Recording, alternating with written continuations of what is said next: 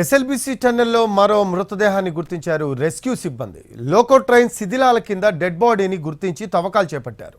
శిథిలాలను gas కట్టర్లతో cut చేస్తూ ఉన్నారు rescue teams. ఒక కాలు కనిపించడంతో పాటు ఆ ప్రాంతంలో దుర్వాసన రావడంతో తవ్వకాలను ముమ్మరం చేశారు. మధ్యాహ్నానికి మృతదేహాన్ని బయటకు తీసుకొచ్చే అవకాశం ఉంది. మరోవైపు ఇప్పటికే ఒక డెడ్ బాడీ దొరకగా ఇవాళ మరో మృతదేహాన్ని గుర్తించారు. దీంతో ఇంకా 6 మృతదేహాలను గుర్తించాల్సి ఉంది.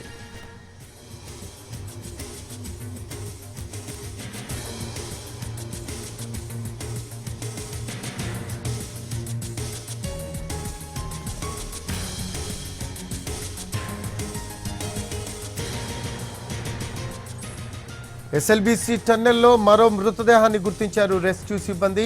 లోకో ట్రైన్ శిథిలాల కింద డెడ్ బాడీని గుర్తించి తవ్వకాలు చేపట్టారు. శిథిలాలను గ్యాస్ కట్టర్లతో కట్ చేస్తూ ఉన్నారు రెస్క్యూ టీమ్స్. ఒక కాలు కనిపించడంతో పాటు ఆ ప్రాంతంలో దుర్వాసన రావడంతో తవ్వకాలను ముమ్మరం చేశారు. మధ్యాహ్నానికి మృతదేహాన్ని బయటకు తీసుకొచ్చే అవకాశం కనిపిస్తూ ఉంది. మరోవైపు ఇప్పటికే ఒక డెడ్ బాడీ దొరకగా ఇవాళ మరో మృతదేహాన్ని గుర్తించారు.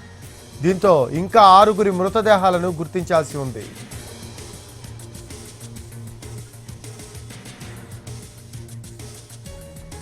మోర్ అప్డేట్స్ తెలుసుకుందాం. మా కరెస్పాండెంట్ పాషా అందిస్తారు.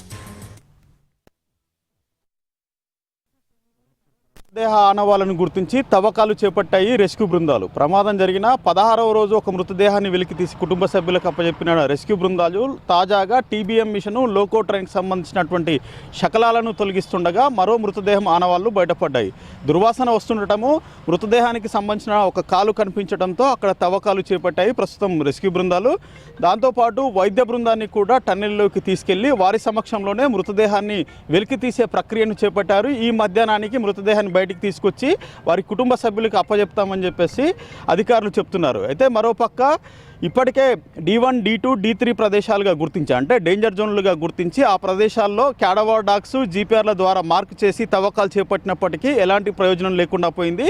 ఎవరు ఊహించని మాదిరిగా లోకో ట్రైన్ అంటే స్టార్టింగ్ పాయింట్లో లోకో ట్రైన్ మట్టిలో కూరుకుపోయి ఉంది. ఆ ప్రాంతంలో తవ్వకాలు చేస్తుండగా ఈరోజు మృతదేహానికి సంబంధించినటువంటి ఆనవాళ్లు బయటపడ్డాయి. అంటే ఈ లోకో ట్రైన్ని పూర్తిగా తొలగించడంతో పాటు టీబీఎం మిషన్ను కూడా పూర్తిగా తొలగిస్తే వాటి కింద భాగంలో మృతదేహాలు ఉండే అవకాశం ఉందని చెప్పేసి అధికారులు భావిస్తున్నారు. ఆ దిశగా చర్యలు చేపట్టారు. కంప్లీట్గా టీబీఎం మిషన్ని ప్లాస్మా కట్టర్లతో కట్ చేయడంతో పాటు ఎప్పటికప్పుడు ఆ శకలాలను బయటికి తరలించడము, మరోపక్క దాని ముందున్నటువంటి లోకో ట్రైన్ని కూడా పూర్తిగా తొలగించే ప్రక్రియని ప్రస్తుతం చేపడుతున్నారు.